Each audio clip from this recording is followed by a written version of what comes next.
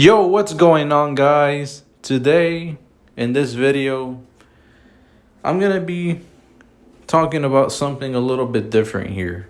I've been throwing out theory videos of Scream 7 and just talking about all kinds of just different speculations. But in this video, I want to talk about just me explaining the reasonings for why it was actually Quinn who attacked Gale in Scream 6. And I'm going to be explaining the reasons why it was her. And yeah, so hopefully you guys enjoyed this video. Like, subscribe to the channel if you guys are new. I would really appreciate it. And yeah, we're just going to dive right into this. So when it comes to Quinn attacking Gale in Scream 6, there's been kind of a little bit of there's just been a little bit just different speculations and different opinions on that, of course, because some fans have said that they're okay with it. Some fans said that they think it's someone else. But in this video, I'm going to explain why it was Quinn and not anybody else. So when it comes to Quinn attacking Gale in Scream 6, we find out by the end of the film of Scream 6, after Quinn takes her mask off and she reveals herself as one of the killers, right afterwards she says that she attacked Gale at her apartment, and then she says she attacked Mindy on the train as well. And so pretty much right then and there, she admitted, Quinn said it herself, that she attacked Gale at her apartment. And I know some of you are probably, some Stu fans as well, who have been a big speculation when it comes to, attacking Gale in Scream 6. But I know some fans overall, they would probably be like, oh, but she probably just was lying about it or whatever. Like, she just wanted to take the credit for it, because that's what some of these Stu fans were saying with Scream 5. They were like, oh, Stu told Richie and Amber to take credit for Dewey's death and whatnot, so that way Stu could go away unseen and unknown, and Richie and Amber could just take the credit for Dewey's death and whatnot. But the thing is, though, is that theory may have worked better in Scream 5, even though I still don't believe that. I still think, which I know it's different opinions here, but I still, obviously I've said this before, but I still think Amber killed Dewey. But when it comes to just the theory in itself, though, that some fans were pitching out there, saying that Stu was the one who killed Dewey and he told Amber to take the credit for it. Even though I still didn't believe that, at least that theory makes a little bit more sense to me. But this theory saying that, if you were to try to say that Stu told Detective Bailey and his family to take credit for Gale's attack in Scream 6, that doesn't really make any sense, because first of all, Detective Bailey and his family in Scream 6, they all had their own plan already, which was to get revenge for Richie. They all had their own plan. That was their plan already. And so the fact that they were already focused on something else, and then the entire reasoning for why Detective Bailey and his family thought it was a good idea to kill Jason and Greg in the opening scene of Scream 6, because Detective Bailey and his family literally explain it after their reveals, that they killed Jason and Greg in the opening scene because they didn't want any other ghost faces interfering with their plan. That's the whole entire reason why Detective Bailey and his family wanted to kill Jason and Greg in the first place, because they didn't want any other ghost faces interfering with their plan which means they wouldn't want to work with any other ghost faces to begin with, because they literally killed Jason and Greg. And by the way, I'm not saying Detective Bailey and his family all went and killed Jason and Greg. I'm saying that they all would have had the idea to kill Jason and Greg. And then most likely Detective Bailey was like, all right, I'm going to take it in my own hands, and I'm going to go and kill Jason and Greg myself, so that way they can't interfere with our plan of getting revenge for Richie.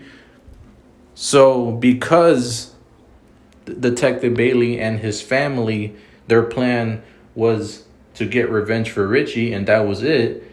And because they killed Jason and Greg, because they didn't want any other ghost faces being in their way, getting in the way of their plan, why would Detective Bailey and his family then work with another ghost face, which is Stu? Why would they work with him?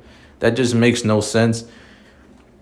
And that's why I don't really buy the theory that like Stu told Detective Bailey and his family to take credit for Gale's attack in Scream 6. That theory may have worked when it came to Scream 5 with Dewey, and you know like some fans were saying that like Stu told Richie and Amber to take credit for Dewey's death. Like, even though I didn't believe that, but at least that theory makes a little bit more sense. But the theory that Stu told Detective Bailey and his family because he was secretly working with them and he told them to take the credit for Gale's attack in Scream 6, I don't buy that at all. That makes even less sense.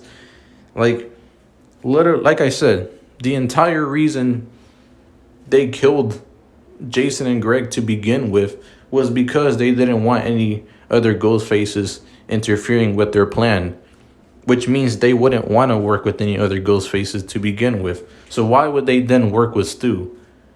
That just makes no sense.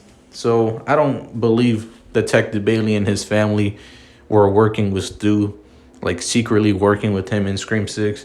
Like, they literally had their own plan already, which was to get revenge for Richie. So why would they waste their time to help someone else, with their own plan? Like, they literally didn't care about Jason and Greg's plan because they killed them off.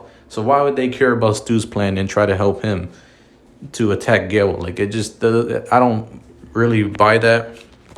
And so, yeah, like, the thing is, too, is that, like I said, Quinn, she not only did she admit that she attacked Gale in Scream 6, but Detective Bailey confirms it himself.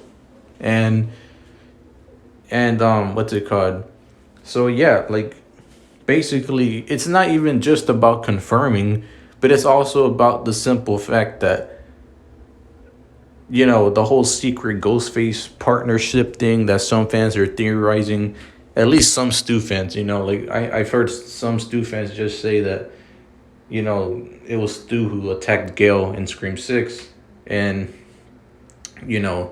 Stu basically just like tried to tell Detective Bailey and his family to take the credit for it. But like I said, that makes no sense because literally they killed off Jason and Greg because they didn't want to work with any other ghost faces to begin with. So why would they then work with Stu?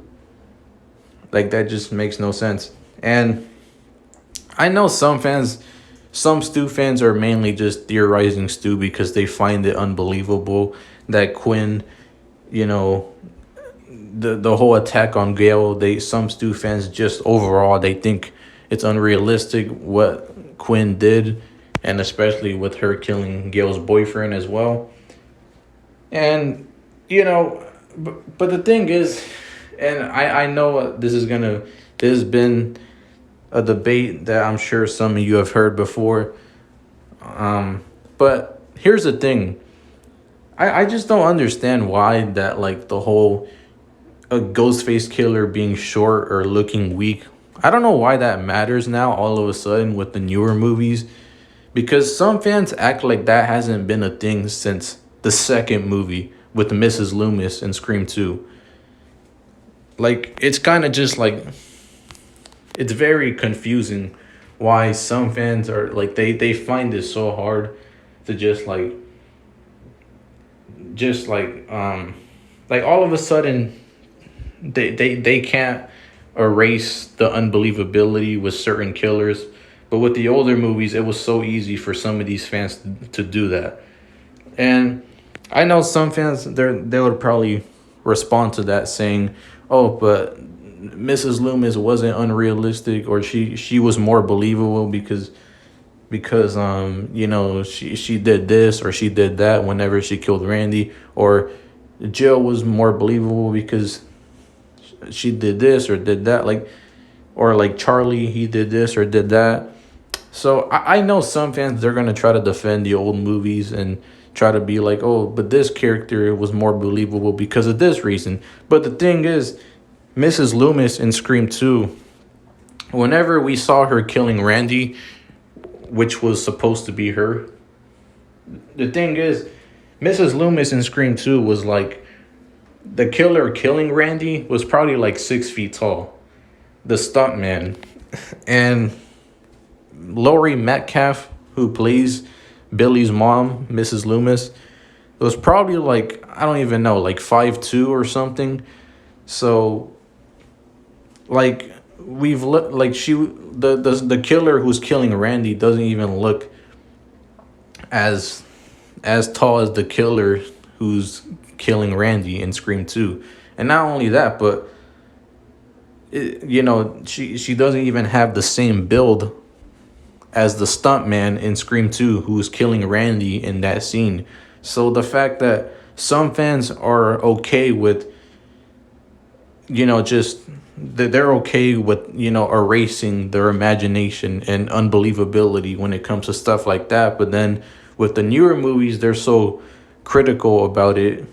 And they're like, oh my gosh, like this killer is so short, they look so weak. And it just makes no sense, because literally, like I said, this has been a thing since the older movies, starting with Scream 2 with Mrs. Loomis. Like, she did not have the same height and build as the stuntman who was actually supposed to be her in some of the scenes, which was one of them being her actual kill, which was Randy. Like, that was not the same height and build as Mrs. Loomis, the killer that was actually killing Randy. But yeah, some fans will try to defend that somehow and try to like spin it because it's the older movie. So of course, like, they're gonna try to defend that, but it just makes no sense, because like even Joe and Charlie, like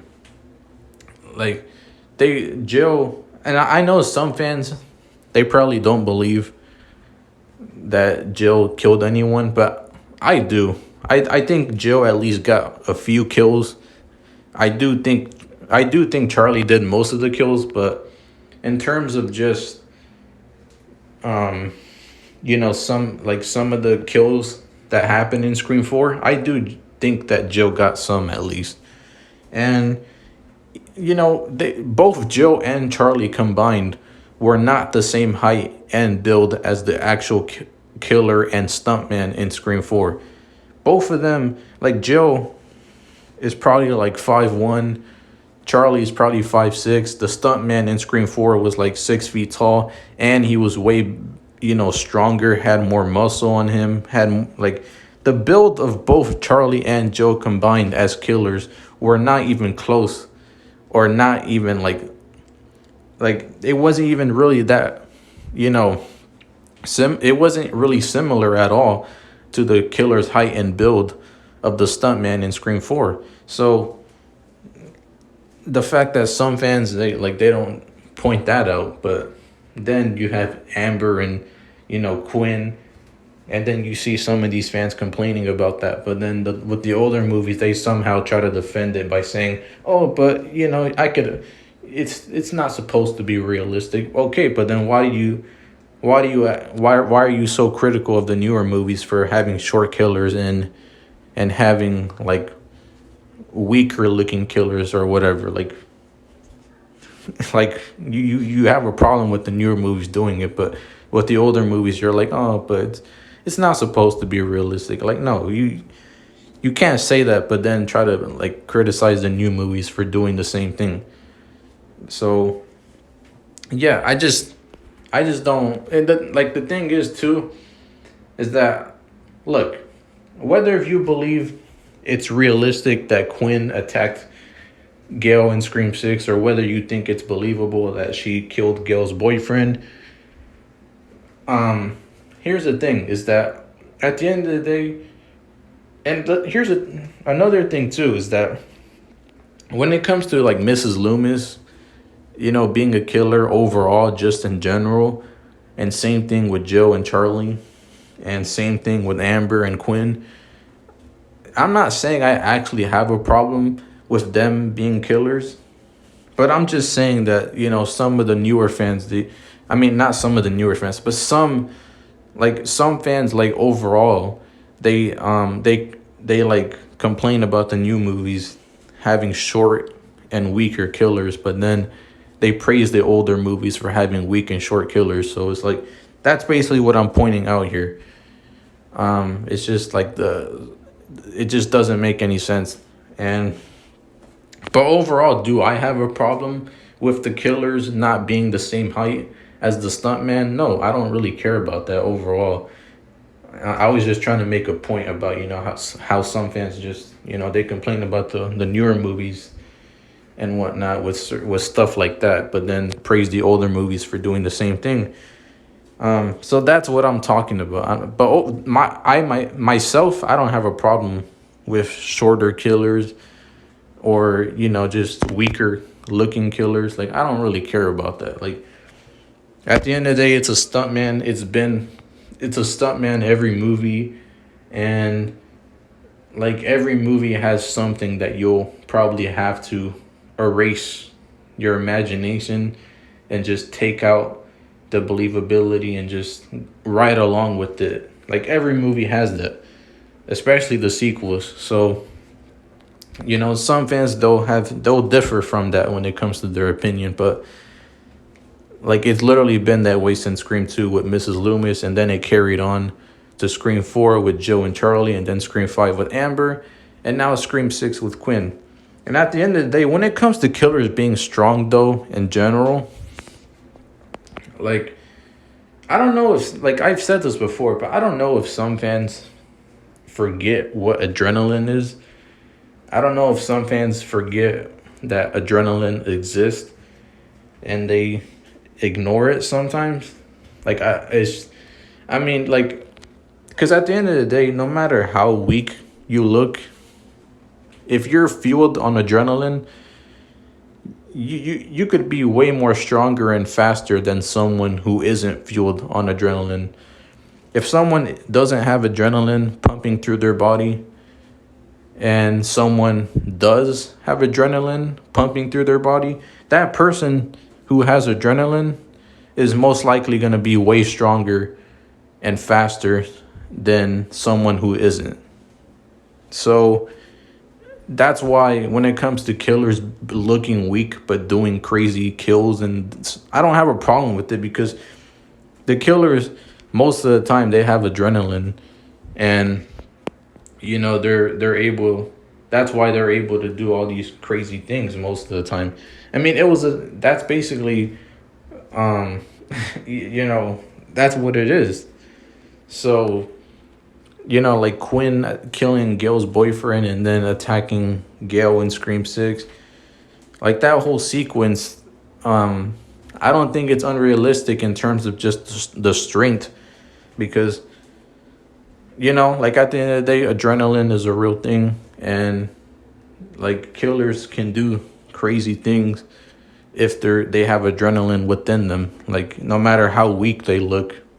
And in terms of the height, just overall as well, like I said, they're always played by a stuntman, every killer. Now all the killers in this franchise match the same height as the stuntman, but does it really matter if they're exactly the same height? I don't really think so. Because at the end of the day, like, either you could make a case for the boots, or you could just ride along with it. Regardless, I mean, it's just whatever. But in terms of the strength, like, it's not unbelievable, though, because, like, it's, at the end of the day, like I said, if you have adrenaline within you, you can do crazy things that you would never think you could do to begin with. I mean, that's pretty much what kept Michael Myers alive in the newer movies, because you guys remember David Gordon Green, and I know I'm kind of going sidetracked here, but you guys remember David Gordon Green. He had said that Michael Myers in the newer Halloween trilogy, that he was just a regular human. That's what David Gordon Green had said about Michael Myers, that he's just a regular human who is killing. And, you know, some fans, they were questioning, and even myself, I'll admit, you know, for a while I did question how Michael Myers was living through certain things in the new trilogy. I was like, if he's supposed to be human, how is he surviving this? How is he surviving that? But now I don't really have a problem with it because, like I said, adrenaline is a real thing. Michael Myers in the new Halloween trilogy, he may have been 65 years old or something, but that doesn't mean he's going to be weak. Because if Michael Myers has adrenaline within him, which is pretty much what he did have in these newer movies, that's pretty much what kept Michael Myers alive. Michael Myers being strong and being able to like take more damage was because of adrenaline. That's what kept Michael Myers alive in the new Halloween trilogy. And yeah, pretty much that's what it was. But some fans, for a while, they were saying that Michael Myers was like supernatural and that's why he was living throughout the new trilogy. But clearly not, because he died in Halloween Ends. So yeah, I just, when it, like at the end of the day, it's the same thing with Michael Myers. The dude was 65 years old in the new Halloween trilogy, and he was living throughout all these crazy things, and he had so much strength and was doing so many crazy kills. Like, and the reason he was able to do it in the first place was because Michael Myers had adrenaline. That's what was keeping him alive. That's what was making him strong in this new Halloween trilogy. He was still a regular human, but he just had adrenaline that was helping him, you know, take more damage and be more stronger. So it's the same thing. I know the Scream movies are like more grounded and with the realism, but like the killers are always usually fueled on adrenaline throughout most of these movies, which is why they're able to come back for one final scare most of the time, you know? So that's pretty much what it is in terms of like the whole killer being strong in the Scream movies and being able to do this or do that. Like, yeah, they can do it. If they have adrenaline, they can be really strong to do stuff that you wouldn't think you could do. It's the same way it is in real life. If you have adrenaline, you're going to be way more stronger and faster.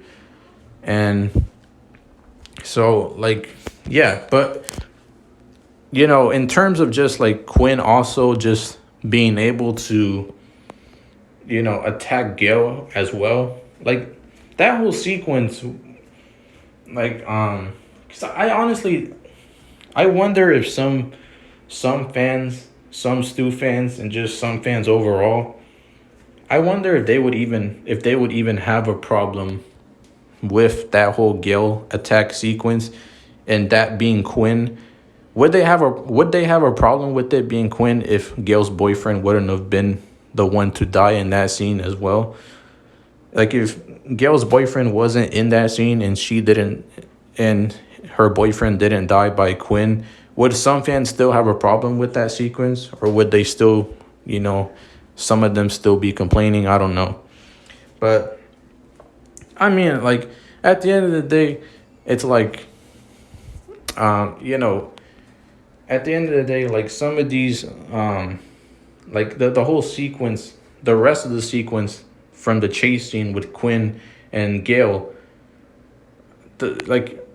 you know, I don't really understand, like, what was so crazy about that. Like, you know, it seems like most fans are really just complaining about Quinn killing Gale's boyfriend. It seems like that's what most fans are complaining about, rather than the whole Gale attack in itself.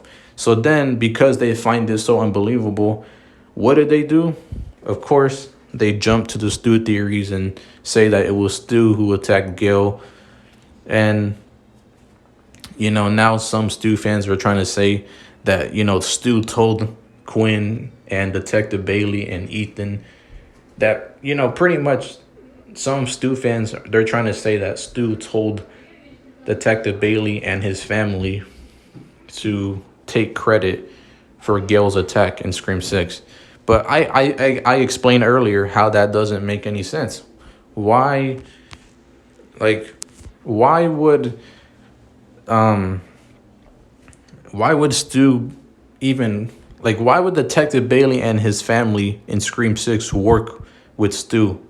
If literally the reason Detective Bailey killed Jason and Greg in the first place was because they didn't want any other ghost faces interfering with their plan. Detective Bailey and his family didn't want to work with any other ghost faces. So why, that's the whole reason they killed Jason and Greg. So why would they then work with Stu? That just makes no sense.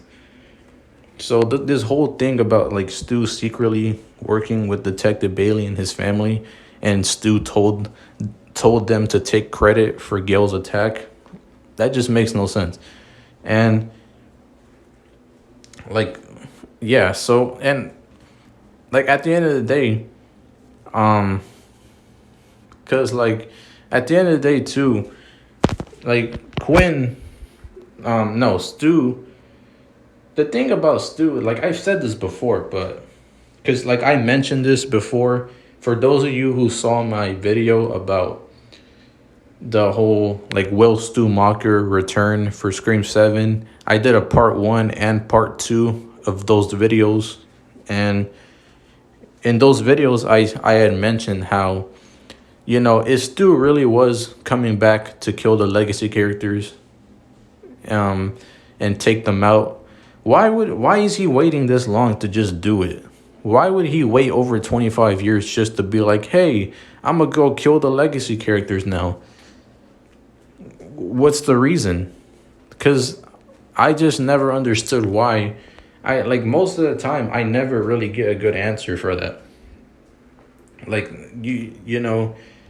don't understand why Stu would want to attack the legacy characters now all of a sudden and try to kill them. Why would he care about them now after over 25 years of just living his life, I don't know, doing whatever, and then now he gets the idea to just go kill the legacy characters, and now he's trying to kill them one by one. First Dewey, and then Gale in Scream 6, he tries to kill her, and then now Sydney in Scream 7, he's gonna try to kill both Sydney and Gale. For what though? What is the reason? It's already been over 25 years and now he's barely trying to do all this? What's the reason why? Because it makes no sense. Overall, I don't see why Stu would care so much about the legacy characters after it's been over 25 years. This dude is that desperate to kill them when he could have done that a long time ago if he really wanted to. So I don't understand. I don't get that. At the end of the day, with Stu, with when it comes to Stu attacking Gale in Scream 6 and then him killing Dewey in Scream 5, at least the Dewey thing made a little bit more sense. But like I said, I already explained it already, but him attacking Gale in Scream 6 makes no sense. Some of you are saying it makes no sense for it to be Quinn, but you guys are only saying that because you're trying to say it's unrealistic. But you guys don't. Some of you, I wonder if some of you Stu fans are even questioning the plot holes that are pretty much right there when it comes to, if Stu were to be the one to attack Gale in Scream 6, then how would Quinn and her family know about Gale's attack? And like I said, you can't say that Stu told them to take credit for Gale's attack because, like I said, Detective Bailey and his family had their own plan, which was to get revenge for Richie. They literally killed Jason and Greg in the opening scene because they didn't want Jason and Greg interfering with their own plan. So why would Detective Bailey and his family then decide to work with another Ghostface killer when Detective Bailey and his family already have their own plan in mind that they're going through with? Like, it just makes no sense. And I know some fans they're gonna probably be like, oh, but maybe Stu told Detective Bailey and his family to, maybe he just needed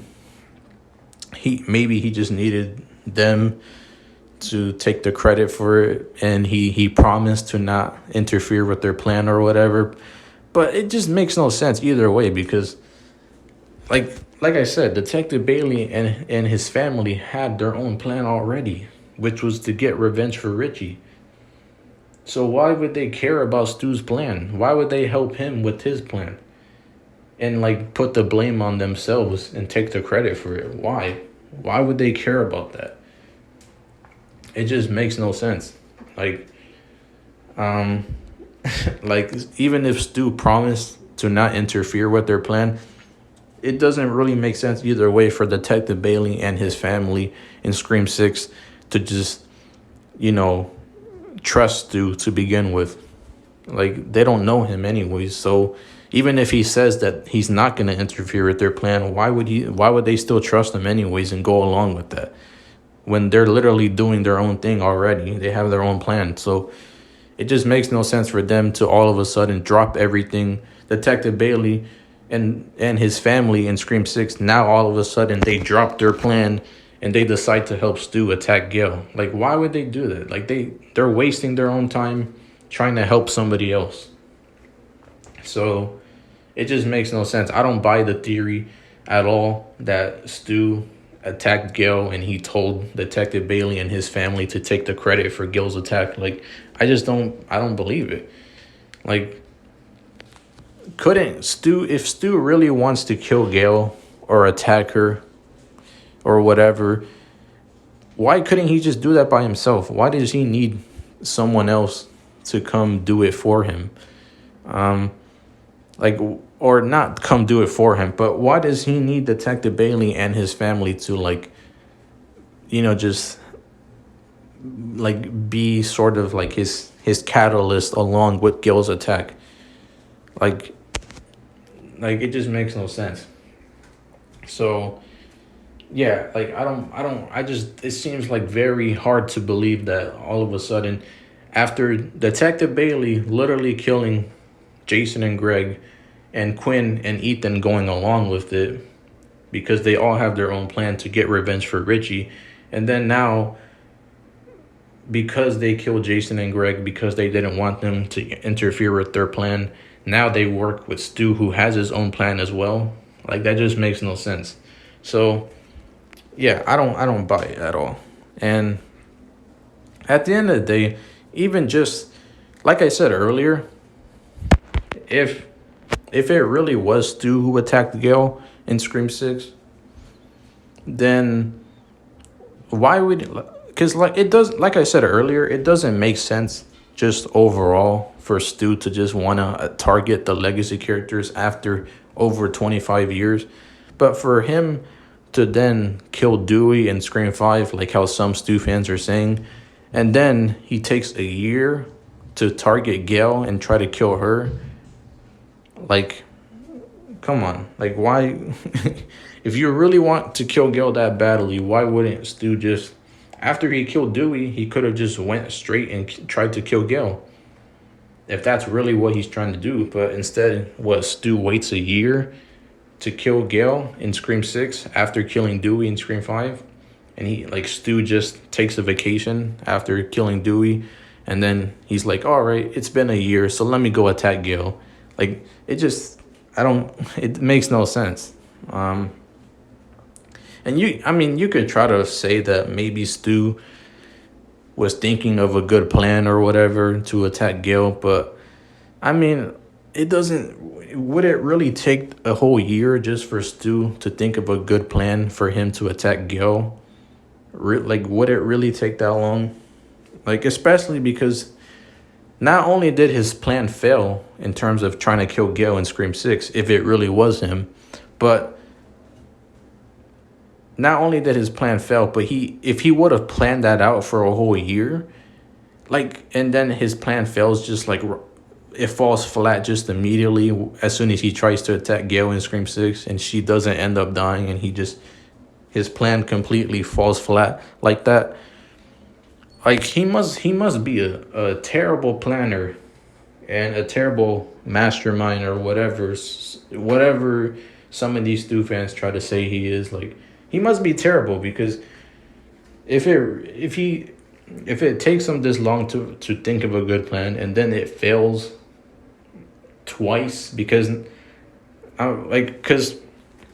here's the thing: if Stu did kill Dewey, that would have been the only thing he would have succeeded in, pretty much. Because in terms of killing Gale in Scream 6, he failed. And in terms of, like, if he's targeting Sam and Tara now all of a sudden as well, for whatever reason, like whether it be because he wants to recruit Sam to be his partner, which if he really wants to do that, wouldn't he just do that anyways? Or if he's just trying to like scare her or whatever, it just, I don't know, bro. It just seems like if Stu is trying to recruit Sam, or whether it's because he's trying to frame her or kill her in these new movies, and that's why he's targeting her, or whether it's because, he wants to build some kind of weird connection with her because she's Billy's daughter. Like, I don't know. It still doesn't really make sense why Stu would even want to target Sam and Tara when, like, because as much as I feel like it is sort of a stretch whenever we found out that Billy had a daughter this whole time in Scream 5. Like, well, I don't know. Like, I wouldn't say it's a stretch, but it was a little bit like confusing, and just like, it kind of just, it did feel random just knowing in Scream 5 when we found out that Sam was Billy's daughter. I thought it was cool, but at the same time, it felt random and just kind of out of nowhere. And it felt like they were just trying to tie things to the past by making Sam Billy's daughter in Scream 5. So when we found that out, I was kind of just like, huh? Like, and then, so yeah, for us to find out Billy had a daughter this whole time, and we never found out about it until Scream 5. And then not only that, but then for Stu to also barely find out that Billy has a daughter, like, that is even more confusing. Because how would he barely find out right now? Because, like, because some fans said that, they tried to say that, oh, Stu and Billy were really close in Scream 1. Well, if that's the case, then, I mean, like, wouldn't Stu at least know that Billy has a daughter this whole time? And if he didn't, then how did he find out then? Because he's not just going to randomly find out, like, out of nowhere.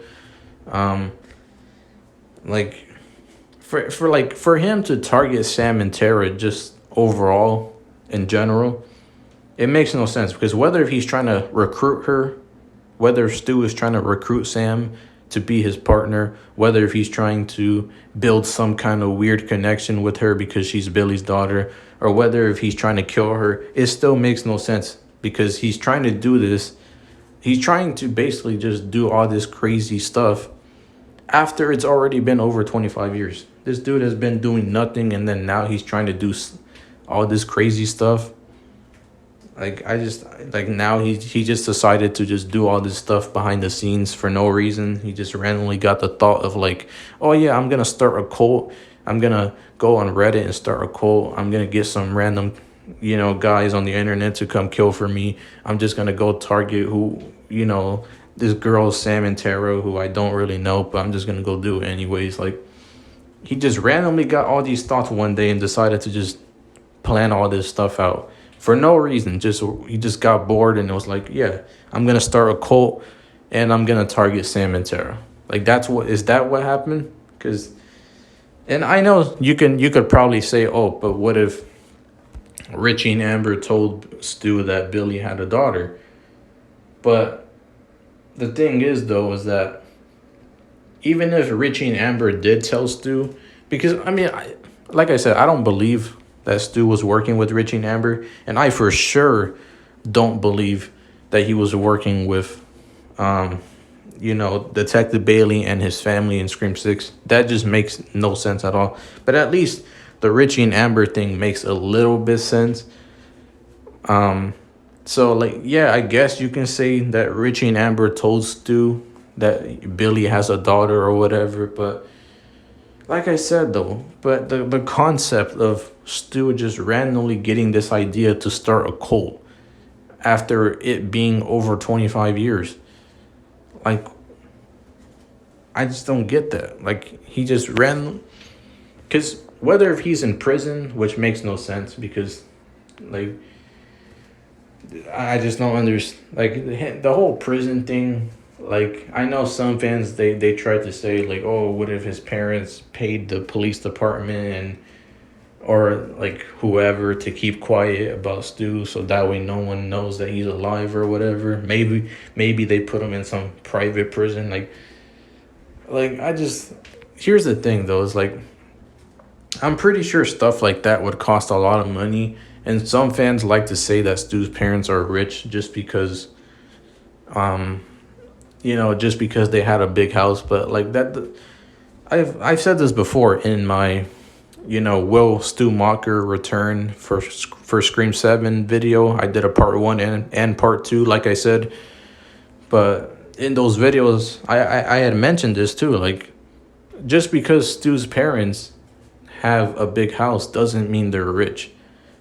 And it doesn't mean they have a lot of money to just throw out and just to keep Stu hidden for such a long time. Like, I don't know. It just seems a bit strange, and especially if he's barely now trying to, do stuff behind the scenes after it being over 25 years. Like, I don't get that. I'm kind of just, confused about that. Like it just makes no sense for, Stu to just be so gravitated towards something like starting a cult and having that idea, flourish through his head. And, he's just trying to start a cult and then now target some random group of sisters, Sam and Tara, who he doesn't really know. And, like, he just, like, why would he randomly get the idea to start a cult? And for, like, the whole Richie and Amber, like, him working with Richie and Amber, here's the thing. Before Scream 5, maybe the whole, Stu working with Richie and Amber made a little bit more sense. But the reason I feel like Richie and Amber were really just big Stab fans who wanted to create a good movie was because of the fact that in Scream 6, we find out with Detective Bailey that, that Richie was a really big Stab fan, and ever since he was a kid. And that Detective Bailey may have pushed his love for the Stab movies onto Richie a little bit too much. So now when I look back on Scream 5, I feel like Richie and Amber were just big Stab fans. I kind of find it odd that this whole time that they weren't actually big Stab fans. They were just working for someone else. Like, I find that hard to believe, to be honest.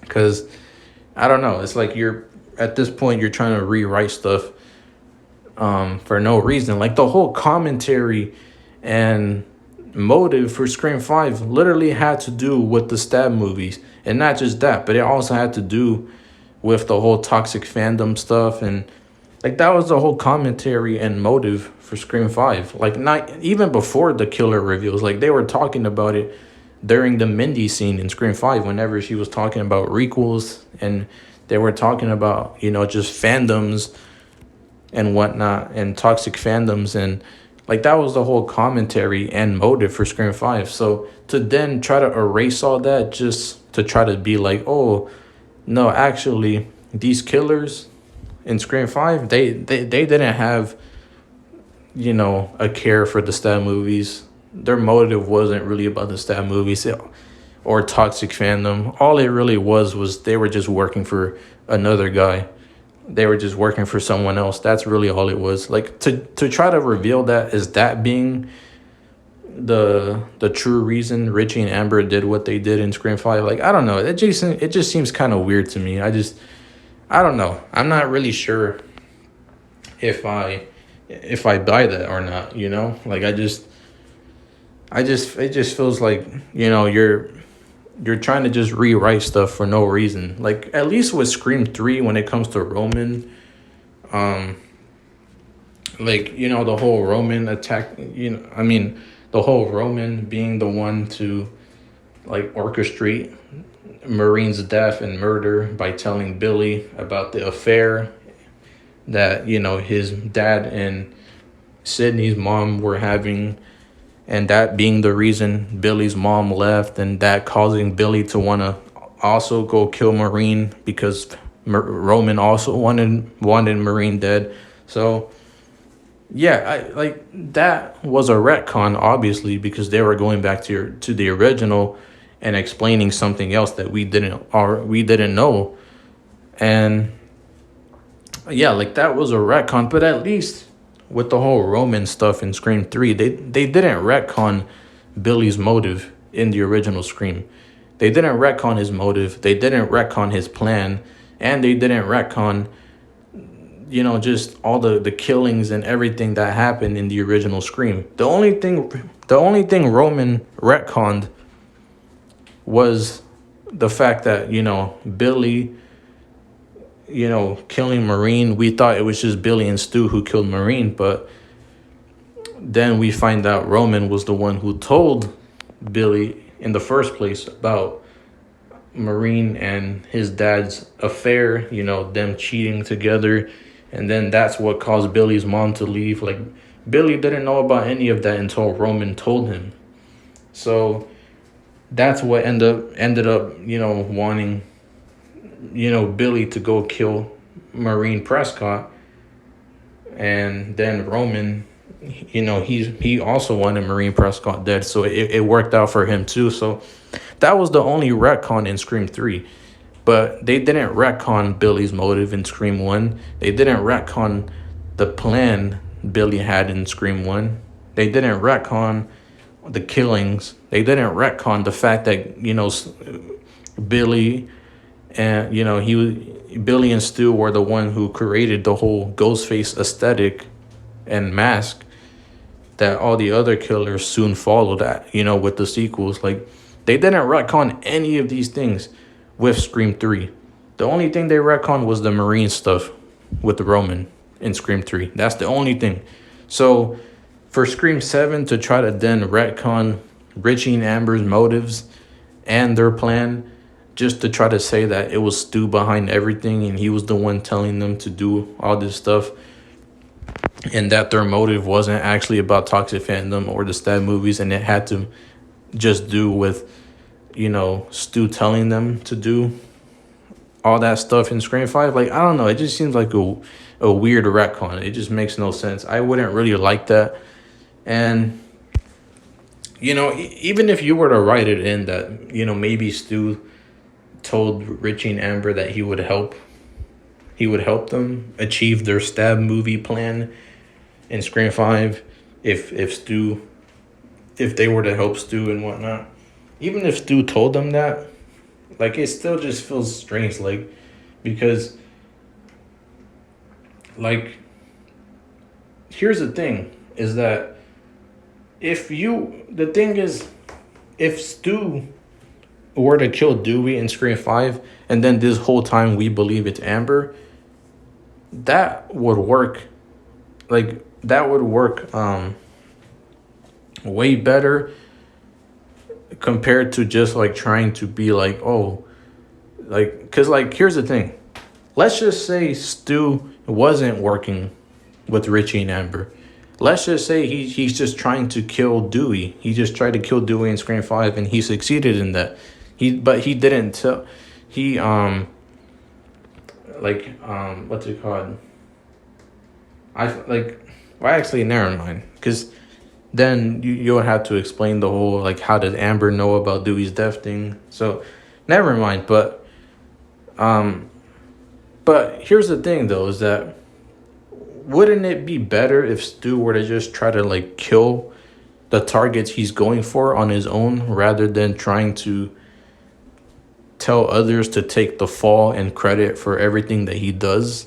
Like, even if they're working with him, like, it just seems like strange that he just needs, like, that's all he's using them for, is just to take credit for something that, that he's doing.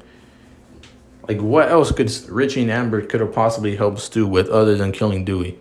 Other than taking credit for Dewey's death, what other things could they have done? Because literally everything else that happened in Scream 5 were all Richie and Amber's plan with the whole stab stuff. So it just, like, I don't know. It seems kind of just strange, like, that they would work together just for these things. Like I know some fans, they like to bring up, because I know even Craven Something Scary, he's brought this up before about the whole, like, Amber saying in Scream 5 that she was radicalized and whatnot. But I've always took that as Amber trying to say that she was pretty much just, she was radicalized by the stab movies. She was radicalized by, the toxic fandoms and all that type of stuff, because that's literally what the motive in the movie was about. So, like I said, to try to make it seem like Amber was like being groomed by someone else, some kind of mastermind behind the scenes, like, and that's what she was talking about. Like I said, it just kind of like waters down the original motives for killers when you try to retcon that by saying another killer was a part of this. To me, it does. And I know some Stu fans, they don't care, because all they care about is him returning, and they don't care about any retconning and weird writing that could be played into this. They just want to see Stu back. But if you care so much about plot holes, though, and if you care so much about just, strange writing and, retconning, if that's stuff that you care about, then why would you not have a problem with it when it comes to stuff like this? Because even if you're supporting the whole Stu stuff, it just seems still strange regardless, to just be like, yeah, I don't have a problem with the whole retconning of Richie and Amber's motives and their plan in Scream 5, as long as Stu returns. Like, if it just seems strange to just think that way, because if you, like, some of these same Stu fans are also the ones like constantly talking about how there's plot holes in the new movies, and there's, just strange writing of certain stuff, and how they retcon some things in the new movies.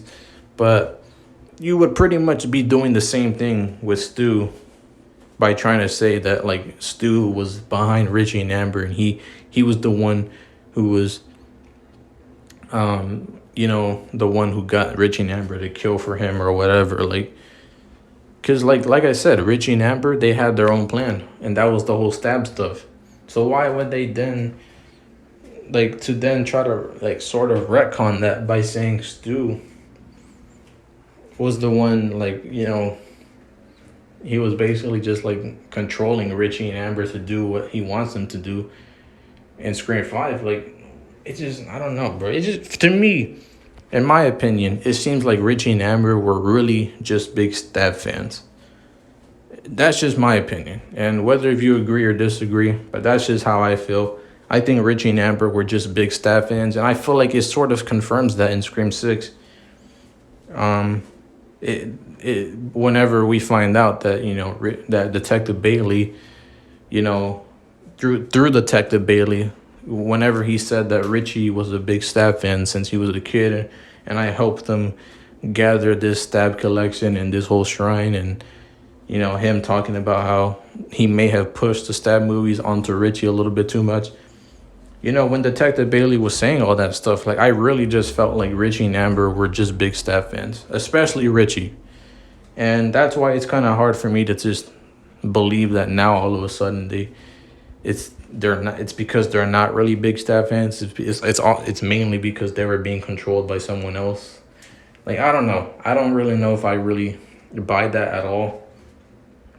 Because like I said, even if Stu was helping Richie and Amber with, or if he told them that he was gonna help them with their stab plan in Scream 5, if Stu told Richie and Amber he was gonna help them with their stab plan in Scream 5, like, even then, it just, like, why would Stu care about helping these random guys on the internet with a movie plan, with the whole stab stuff? Why would he even care about that? Why would Stu even care about helping someone with something like having to do with stab? Like, would Stu really care about helping Richie and Amber create a good stab movie? Like, and even if he doesn't care, like, still, why would he waste his time with that then if he doesn't actually care? Um, like, at the end of the day, like, maybe if they would have left it mysterious on who killed Dewey in Scream 5, maybe if they wouldn't have gave us an answer for who killed him, then maybe I could buy the whole Stu stuff. But the fact that they said it was Amber, and then the fact that their motive has to do with the toxic fandom stuff and the whole stab stuff, like, it just kind of makes it seem strange to just now reveal in Scream 7, like, oh, this whole time Stu was actually the one. He's the main reason Richie and Amber did what they did in Scream 5, because he told them to do it. Not because they really wanted to, but because he told them to. But literally, Richie and Amber were trying to create a good stab movie, so that was their whole plan. That was their whole motive. And they were going to kill or frame Sam in Scream 5 as well. That's what Richie and Amber were going to do. And let's just say Richie and Amber was in control.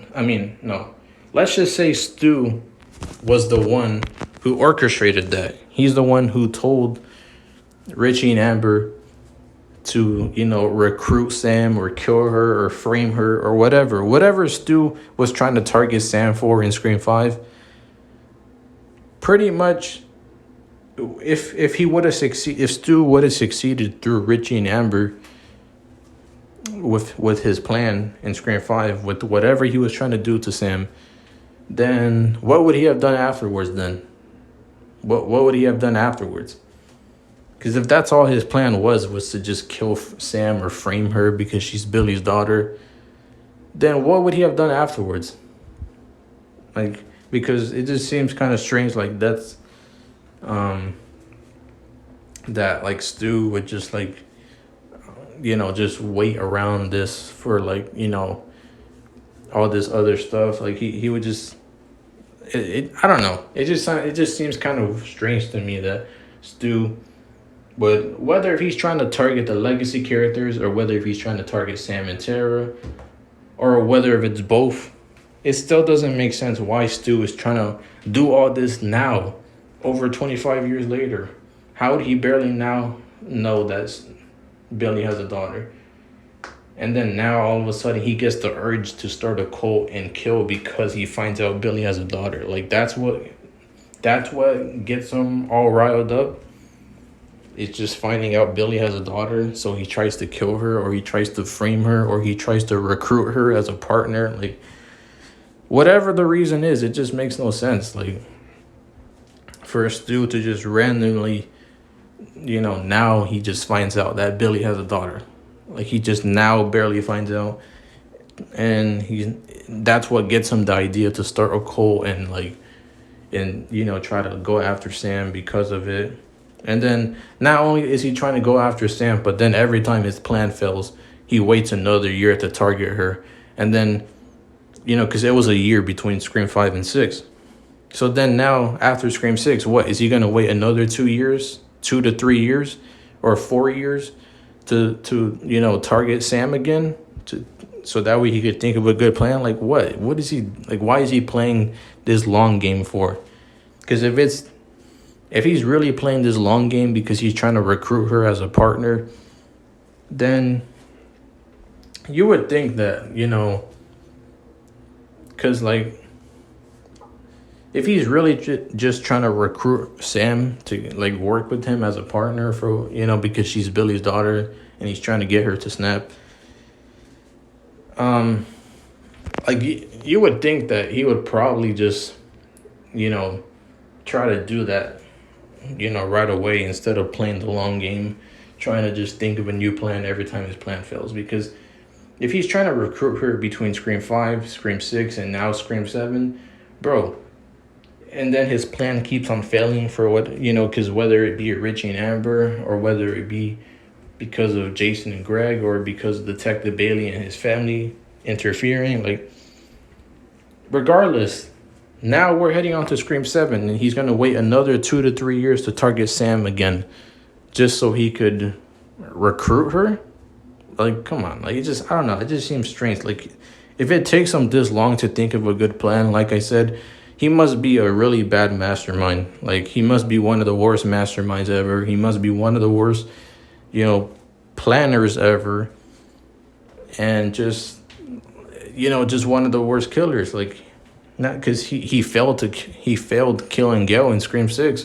So, yeah, I don't know. I mean, like, if he can successfully kill Dewey in Scream 5, but then with Gale, he struggles to kill her. Like, it just, and you know, like, it just, like, I don't get that. Like, Stu is just able to take on Dewey, but he can't take on Gale. And I know Sam and Tara came and saved Gale at the end, and they tried to shoot Ghostface and he ran away and whatnot. I know, but the thing is, though, is that I felt like, you know, if Stu wanted to, even before that happened, he could have tried to kill her even before that. Like, whenever Ghostface stabbed Gale in the shoulder, and then whenever Ghostface stabbed Gale in the stomach with the knife, like, Ghostface stabbed her 2 times. One in the shoulder, one in the stomach, and then the last stab was the glass to the stomach. But the first 2 stabs that Ghostface did to Gale, you know, Stu could have immediately just started stabbing her. And instead, he just, like, stops after he stabs her the second time and just lets Gale push him off of her. Like, it just... And the reason why I'm being so, I'm being more, like, critical over just little things like that is because this is literally what some of these Stu fans do.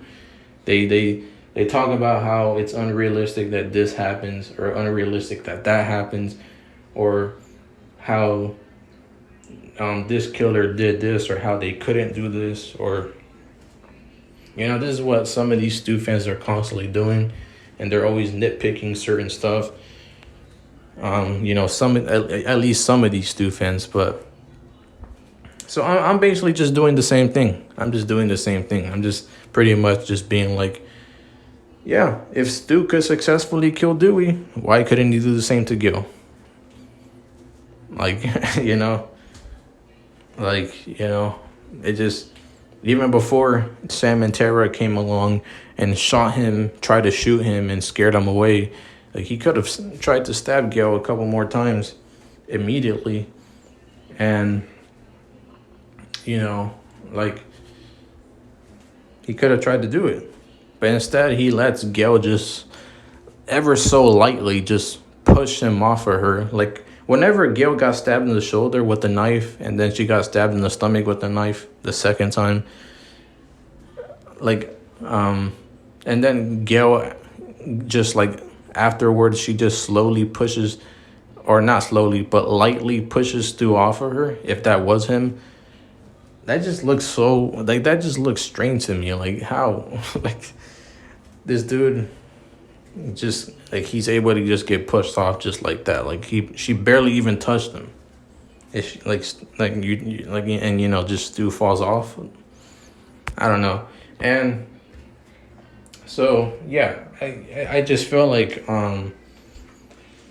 when it comes to Quinn attacking Gale in Scream 6, like, I know you can make the same argument, like, how was Quinn able to kill Gale's boyfriend, but not, I mean, how was Quinn able to kill, yeah, how was Quinn able to kill Gale's boyfriend, but not Gale, herself? But like I said, you could say the same thing for Stu. How was Stu able to kill, Gale's boyfriend and then not Gale himself?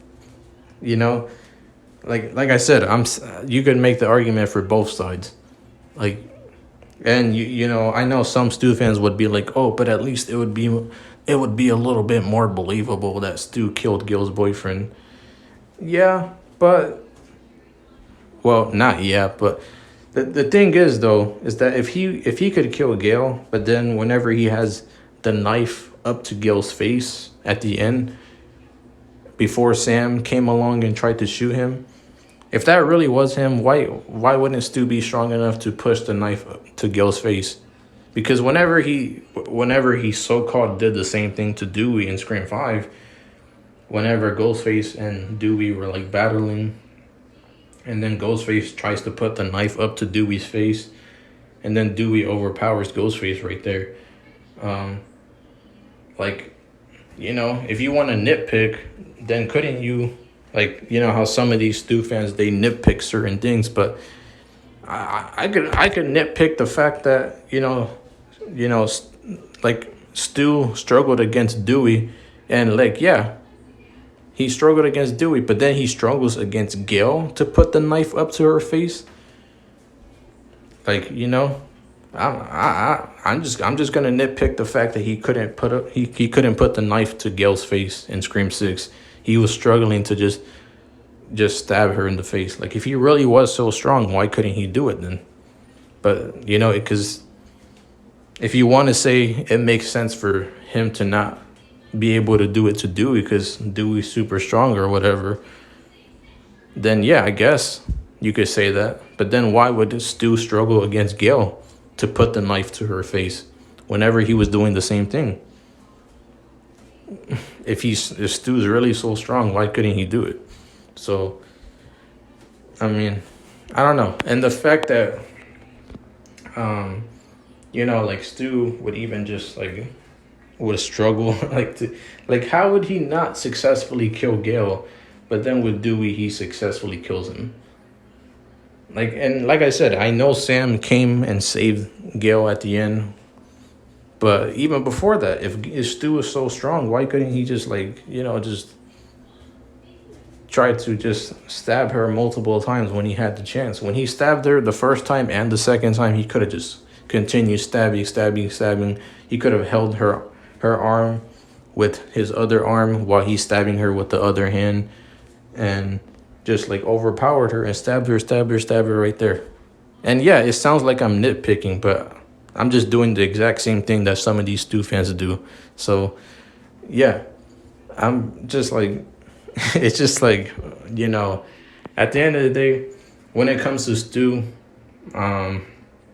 attacking Gale in Scream 6, like I said, it already doesn't make sense anyways, because like I said, Detective Bailey and his family literally had their own plan, which was to get revenge for Richie. So why would they work with Stu when he has his own plan as well? Like, it just makes no sense. If maybe Detective Bailey and their family had a different motive, then maybe I could buy it a little bit more. But Detective Bailey and his family, their motive was just to get revenge for Richie. That's all they cared about. So it doesn't seem like they would work with anyone else, considering Detective Bailey and his family literally got the idea to kill Jason and Greg because they didn't want to work with them, and because they didn't want Jason and Greg interfering with their plan. So why would they then work with Stu then? It just makes no sense. And I know some fans also like to talk about the whole groaning and grunting that Ghostface, like all the sounds that Ghostface makes whenever he's attacking Gale.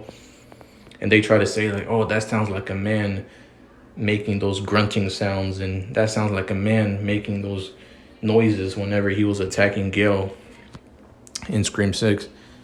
So it had to be Stu or whatever. But I wonder if some of these like I wonder if some of these Stu fans forget about the voice changer, because like literally Ghostface has the voice changer, and I'm pretty sure Quinn, if it was her, she would have had it on, which would have made her sound like, you know, the Ghostface.